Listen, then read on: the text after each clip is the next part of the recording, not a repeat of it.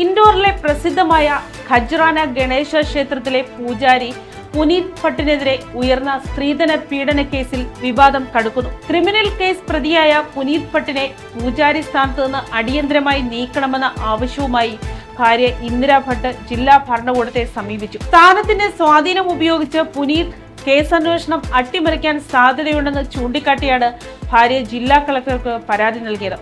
സംഭവത്തിൽ ഭരണകൂടം അന്വേഷണം പ്രഖ്യാപിച്ചു. സ്ത്രീധന പീഡനം അടക്കമുള്ള ഗുരുതരമായ വകുപ്പുകൾ ചുമത്തി പുനീത് ഭട്ട്, മാതാപിതാക്കൾ, സഹോദരി എന്നിവർക്കെതിരെ നേരത്തെ പോലീസ് എഫ്ഐആർ രജിസ്റ്റർ ചെയ്തിരുന്നു. ഇതിന് പിന്നാലെയാണ് ഇന്ദിര ഭട്ട് കളക്ടറേറ്റ് ഓഫീസിലെത്തി രേഖാമൂലം പരാതി നൽകിയിരിക്കുന്നത്.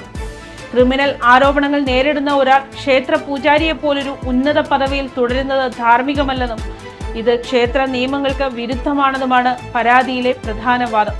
നിഷ്പക്ഷമായ അന്വേഷണം ഉറപ്പാക്കാൻ പ്രതിയെ സ്ഥാനത്ത് നിന്ന് നീക്കണമെന്നും ഇന്ദിര ഭട്ട് ആവശ്യപ്പെട്ടിരുന്നു. പരാതിയുടെ ഗൗരവം കണക്കിലെടുത്ത് വിഷയം അന്വേഷിക്കാൻ ജില്ലാ ഭരണകൂടം ഉത്തരവിട്ടിട്ടുണ്ട്.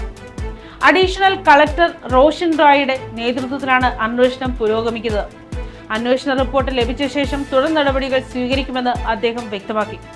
ഇൻഡോറിലെ മാത്രമല്ല രാജ്യത്തെ തന്നെ പ്രധാന തീർത്ഥാടന കേന്ദ്രങ്ങളിലൊന്നാണ് ഖജ്റാന ഗണേശ ക്ഷേത്രം. അതുകൊണ്ട് തന്നെ ഈ വിഷയം ഇതിനോടകം വലിയ സാമൂഹിക ചർച്ചയായി മാറിയിരിക്കുകയാണ്. ജില്ലാ ഭരണകൂടത്തിന്റെ തുടർ നടപടികൾക്കായുള്ള കാത്തിരിപ്പിലാണ് ഏവരും. News desk, Kottarakkara media.